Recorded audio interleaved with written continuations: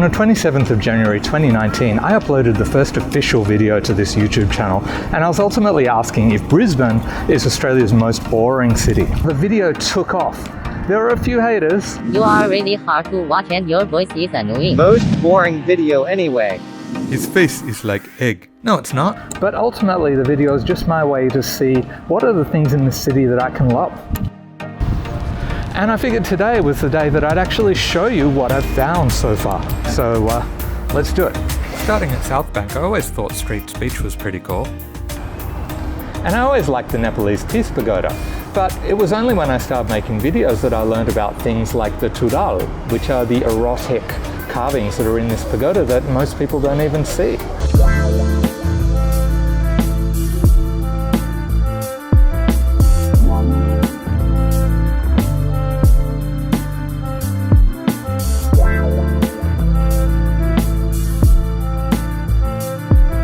Speaking of culture, I discovered not only Brisbane's great museums and art galleries like the Queensland Art Gallery and the Gallery of Modern Art, but I also met Brisbane's own iconic street artist, the Blue Art Ninja.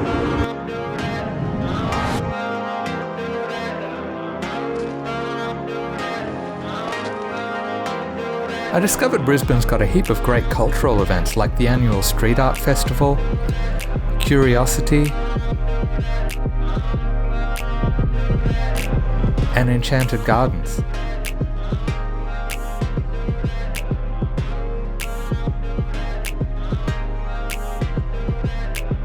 And a citywide art installation project where anybody can decorate one of their own traffic signal boxes as part of the project Artful. Anybody can do it.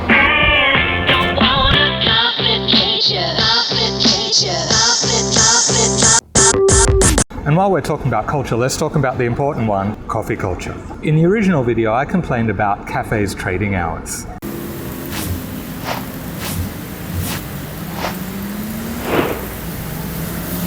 And how hard it is to find a decent coffee here in Brisbane. Well, I've since found so many great cafes here in Brisbane, and they even have some that are open 24 hours, like Jimmy's on the Mall and Death by Decaf in the Valley. So you can get a coffee whenever you want. As a photographer, I also discovered that Brisbane really delivers the goods when it comes to spectacular scenery. From Simpson and JC Slaughter Falls, just a few kilometres from Brisbane's downtown, to the national parks like Lamington National Park with Ellabana and Moran Falls.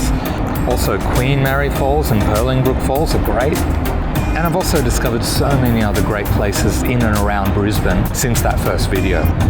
But even if you stick to the city, there's so many great spots for sunrises, sunsets, cityscapes, and time-lapse photography.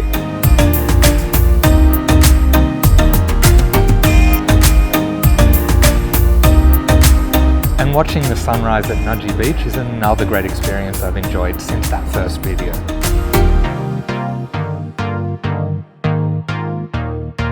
And if food's your thing, I found that Brisbane has restaurants that serve all kinds of cuisines, even really hard to find ones, like for example Asian food. They've got authentic Lanzhou beef noodles,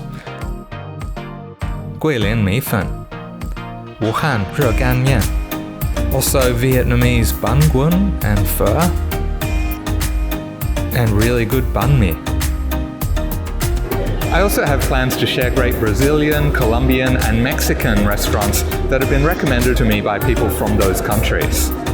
And that international culture can also be seen in places like Zhongtian Buddhist Temple,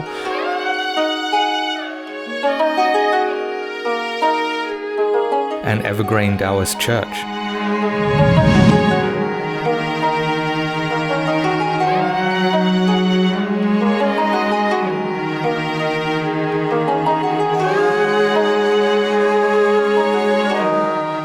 Then there's the quirkier experiences you can have, like smashing things in Brisbane's first ever smash room, the Rage Cage Smash Room. So based on my exploration over the last couple of years, I definitely say that Brisbane is not nearly as boring as I thought it was. It's actually a pretty cool place. You've just got to work a little bit harder to get to know the really great things about it, and I think that's a part of the charm. So let me know what kinds of things you'd like to see, or maybe you have some recommendations for things that I should check out as I continue exploring the city. And I'll see you in the next video. On the 27th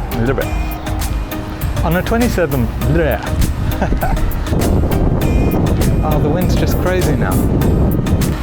And I was basically, oh, you got a lawnmower now. But ultimately the video was just my way to find out if Brisbane, now it's gotten really dark. Oh, I hate this. So based on my exploration, why can't I say that word? Then there's the quirkier experiences. I'm gonna wait till they're gone.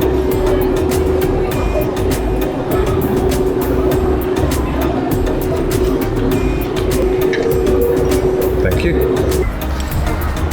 Oh, that's gotta do.